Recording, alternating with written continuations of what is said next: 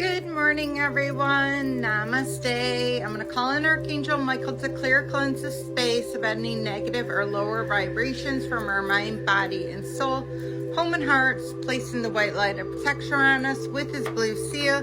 We are going to be reading more out of my book, Touching Heaven, by Dr. Chancey Crandall, and it's about encountering living proof of the afterlife. And I'm going to bypass some of the information, guys, the introduction portion of it. And we are going to move on to chapter 1 portion. It states, more than meets the eye. Why did you bring me back? Gary's dark eyes were wide and desperate. His unshaven face was angry and red. You would think I'd have some advantage over a recovering surgical patient in a hospital gown, but I couldn't move. This blurry ex-Vietnam veteran had hoisted me by the collar onto my toes, and there is in a hospital hallway rushing out of his room like a giant of the forest as he saw me walk in. Moments like this made me wonder why it ever motivated me to become a doctor. Yet I grew up convinced that medicine was my future. Not only was I naturally curious and a heart to help people, but I was always inclined towards science and its rationalism. Right now, there is no amount of reasoning that could save me if this gang leader of 6'5" worth of full body tattoos wanted to shove me into the wall. "Why did you bring me back?" he yelled. He was so dazed I could only mutter, "What do you mean?" He glared at me for a few seconds and emphatically, I was fine where I was. I was okay. As he relaxed his grip and set me down, I asked again, "What do you mean?" All I knew was just days before, Gary was only in his mid-40s, likely victim of, well, I'm going to bypass some of this information. So it talks a lot about like what they had done because he had a blockage in his heart. So in those frantic minutes, the numbers of medical personnel doubled in that small room as an additional staff hurried to help. Patients' emergency always demanded controlled sort of chaos among the medical team. But in this day, the scenes were more chaotic than usual. So again, it's talking more about problems that he's been having. It says, I might have dismissed his experience as he had seen so many near-death experience reports on TV, except that without comment from me.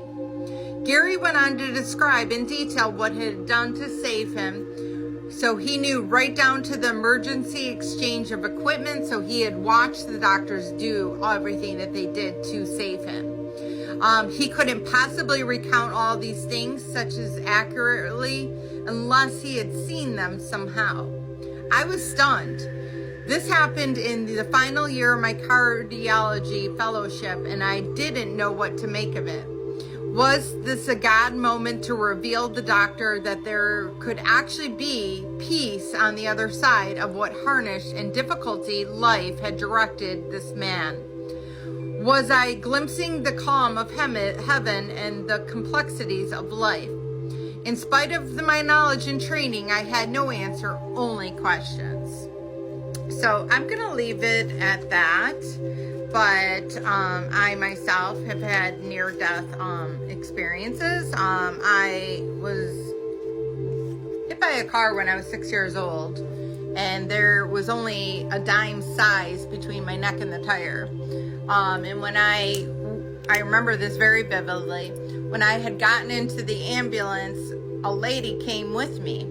And she was not my mom. She was someone else. And my mom actually had 3 other kids with her. So she had to drive her car and her 3 other kids. She couldn't just leave and get into the ambulance with me, but this lady got into the ambulance with me, and I knew exactly who this lady was. This lady was my grandmother that I had never met, which was my dad's father or mother, who had died when he was 13, that he had never told me about and never spoke about. And I just knew instantly who she was. I knew she was there to help me. She came with me to the hospital, and I knew I was safe in her care. I had another one where I was in a 6-car pileup, in the middle of winter, dead in the middle of the winter, 20 degrees on black ice, on the expressway, on a bridge. My car, someone spun out in front of me and my car hit them, and then 6 other cars hit me. So it was a 6-car pileup in total. And I got out of the car and I walked away without a scratch. And there was $36,000 in damage to my car. They totaled my car out.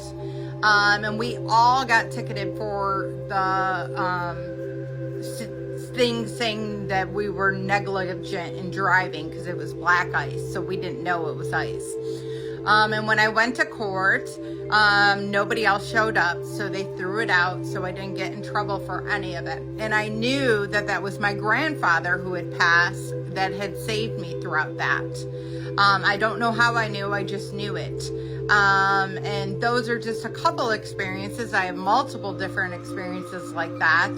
You probably as well, or have heard about other people's experiences. So we'll get into it more, and I love you all, and have a blessed day, and namaste.